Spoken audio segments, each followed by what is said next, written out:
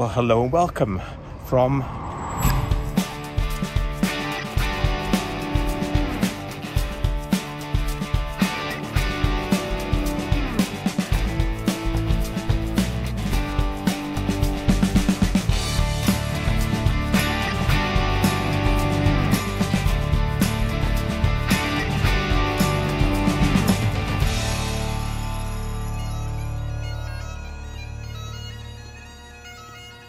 Yes, myself and Mel are back in Scotland for a couple of days. Yep. But this time we're in Edinburgh. Edinburgh, yes.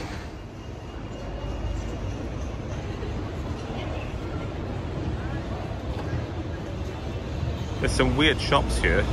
What's this? Candle maker, purveyors of magical and esoteric goods.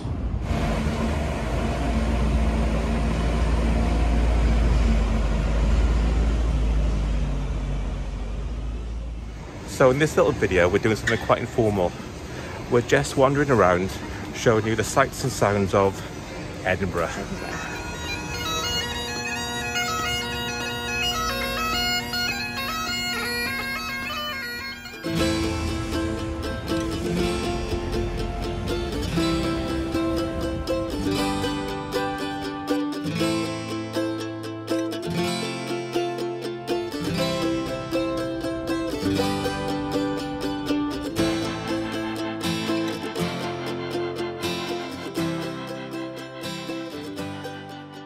So we're in the Bank of Scotland Museum, and in front of us, in that case, is £1 million in genuine Bank of Scotland £20 notes. But unfortunately, every note's been cancelled. Oh, these are early fake banknotes. That's 1716 original, 1716 forgery. Look how big that £5 note used to be. Just for comparison, there's my hand. So we just went to that museum. That little museum. Little museum. Museum on the Mound. It's about the Bank of Scotland, isn't it? Yeah. The history of banking in Scotland. It's quite interesting. It's free to get in. Didn't have to pre-book. And you can see £1 million in a case. Yeah, and it's half an hour to an hour perhaps, if you read everything. But I couldn't see some of it. So bring your reading glasses if you're old and decrepit like me. The statue's got a new hat today. Got a cone.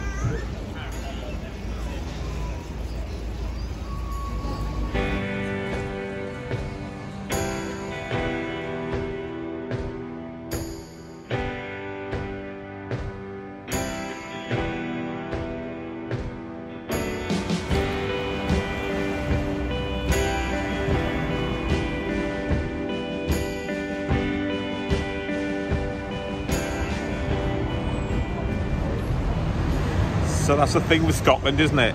In some of the scenes, it's really sunny and hot. And look at it now. We're down by the Scottish Parliament buildings. And look at the mist behind. Well, it is Scotland. Similar to Wales in some respects.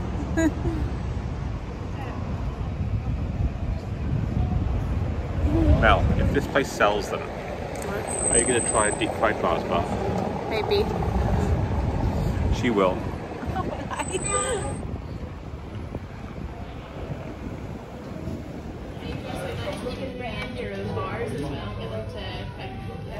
What have you got, Mel? Haggis tacos. Haggis tacos. What's that? Scottish Mexican fusion? Yeah, thank you. We've got a deep fried Mars bar, but it's a bit of a fancy one. Look at that, exotic deep fried Mars bar. If you had that in a real fish and chip shop, probably punch you in the face. I can smell the grease though. I can smell the grease coming.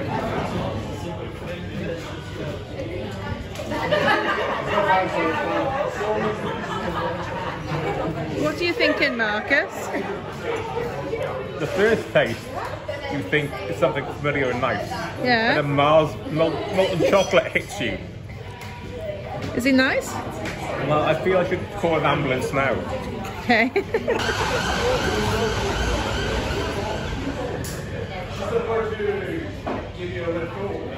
It's very posh for a deep fried Mars bar. Last mouthful, and I'll have a go. I think that says it all, doesn't it, really? Look at that. It's all gone. Yeah, it was surprisingly nice, wasn't it? So that was the deep fried Mars bar, Mel. It's now a slippery slope. Thumbs up or thumbs down? Thumbs up. I think that was a fancy one. I don't think that represents the typical fish and chip shop version. If it tasted of beef dripping, I think that was you know.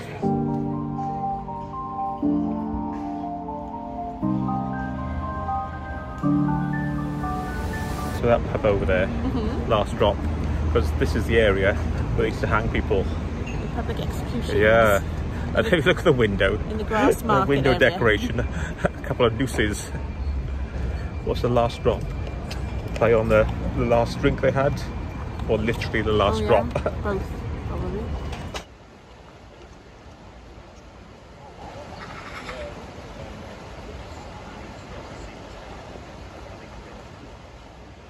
Well, only about 10 minutes from a really busy Princes Street, you'll find this, Dean Village. We're literally 10 minutes from the city centre.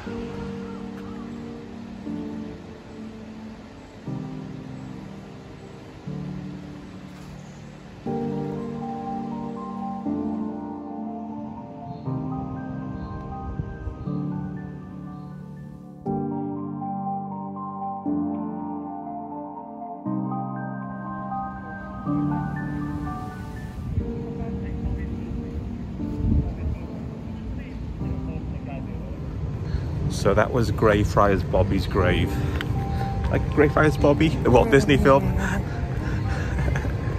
There's more to it than the Walt Disney film. Anyway, there's a statue. When I die, would you wait 14 years by my graveside?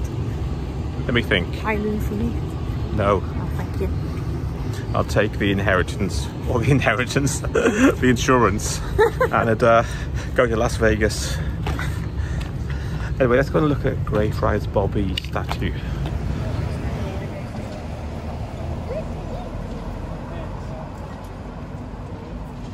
So this is where we're staying, in the Hotel du Var in Edinburgh. And this location used to be... An asylum. Bedlam.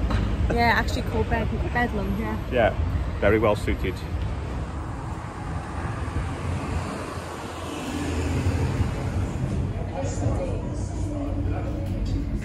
Hotel du Var, Edinburgh.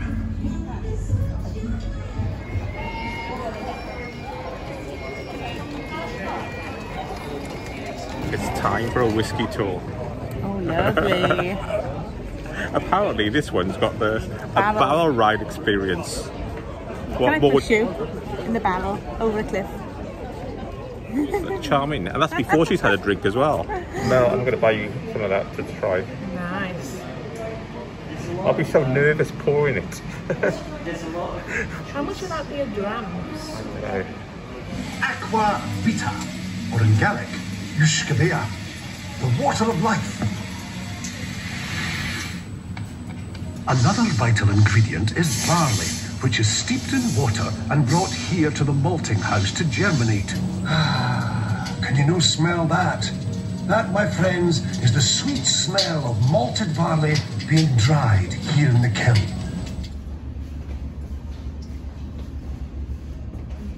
Where's booze? Booze. How many bottles did you say? 3,000? 3,000 bottles of whiskey. So now the best time on the tour. Mel's going to try a whiskey. What's it like, Mel? Ooh, very warming. Very warming. Very warming. Honey, warming that one. So this is what they use to test if you've had too much whiskey.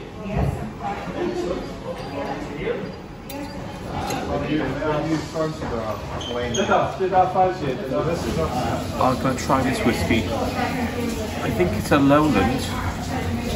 Vanilla, creamy, coconut. I think it's aged in American oak.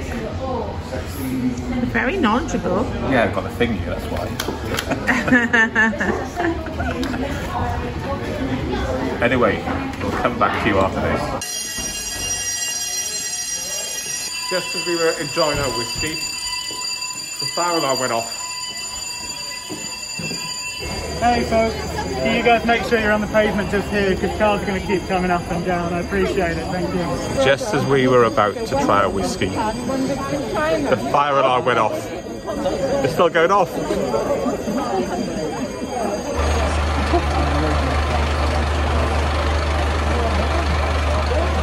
And they're driving away.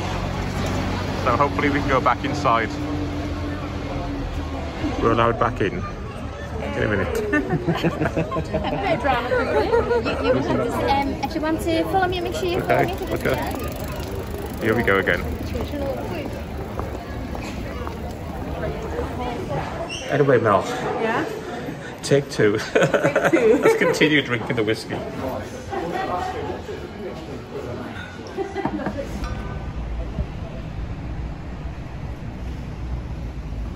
It's a few days after my first visit, and I'm back at Greyfriars Kirkyard, because apparently this is the place where J.K. Rowling got a few character names off the old gravestones, because the cafe where she wrote Harry Potter is about 100 yards down the road.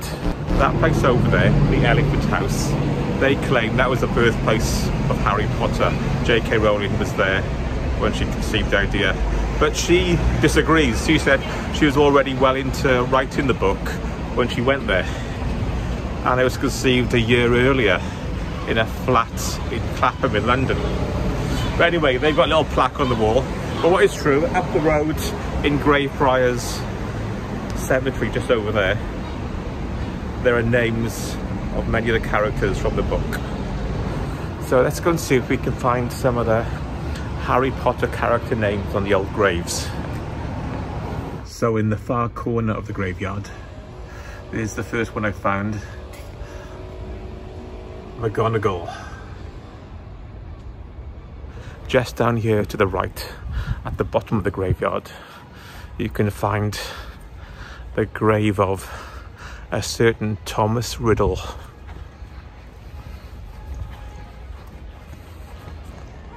From the graveyard, you can also get a good view of the castle. There.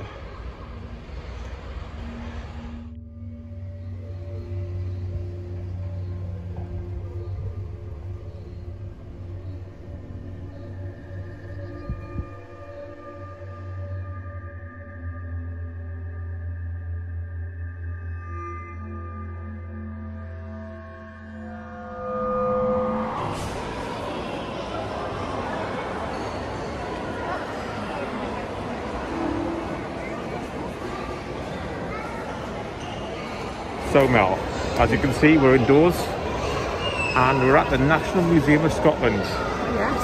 It looks pretty good. It's free to get in, but you have to book a time slot. So let's go and have a look around. Let's go and have a look.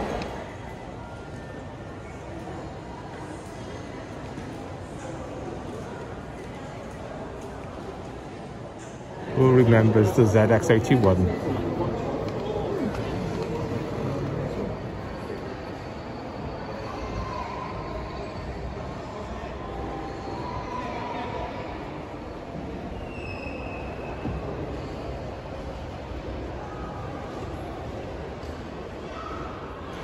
So there's Dolly the sheep, cloned 25 years ago. But there again, all sheep look the same in any case. So happy birthday, Dolly. So quickly, what do you think of the museum? Good museum.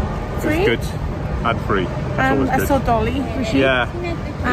What else? Millennium Clock. Yeah. Some good stuff in Worth there. a visit.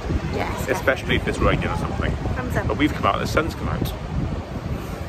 The only thing with museums is they're busy in school holidays, because they make them more enjoyable for kids. They should make them dull like they used to be years ago. Dusty old display cabinets.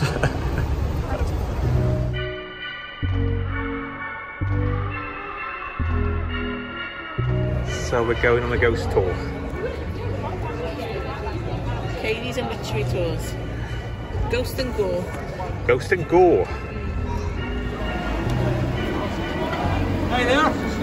Are you all here for a tour? The plague, the Black Death, the bubonic plague, or BP for short, laying waste to the city. In just around about 2 years, half the population died. About 20,000 people, we estimate. Incredible amount. Thousands dying every month here in Edinburgh. The council had a real problem on their hands. What to do with all these bodies? That was you on cue. We've got you here, Clang. I think these people are all alive and well. A few hearts, the heart's racing, though, possibly in there. But can you possibly tell us a bit more about your job?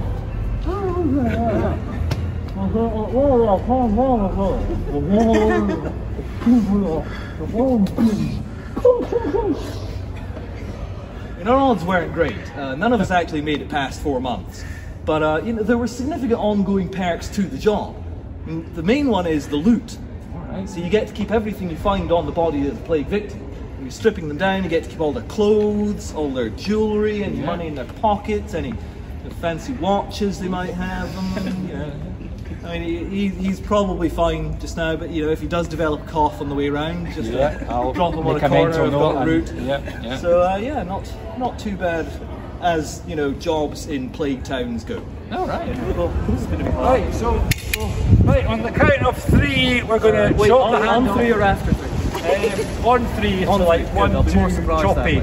Right, 1, 2, 3, and then a third. Right. So we'll join in. You ready? Here we go. 1, 2, 3.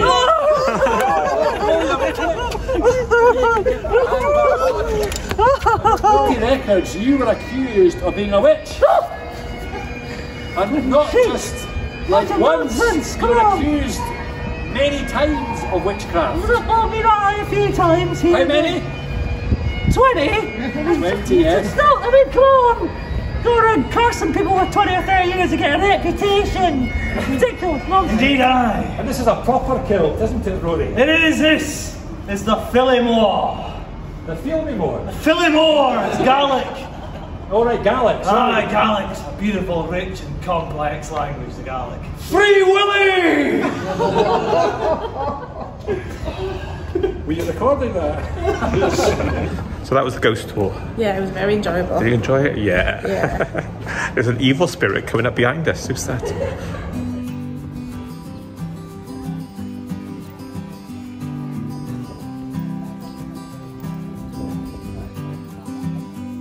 You joined us on the beach in Portobello, and that was our little trip to Edinburgh, wasn't it, Mel? It was. Enjoyed? I did. So we'll see you in the next video. Bye. Bye for now.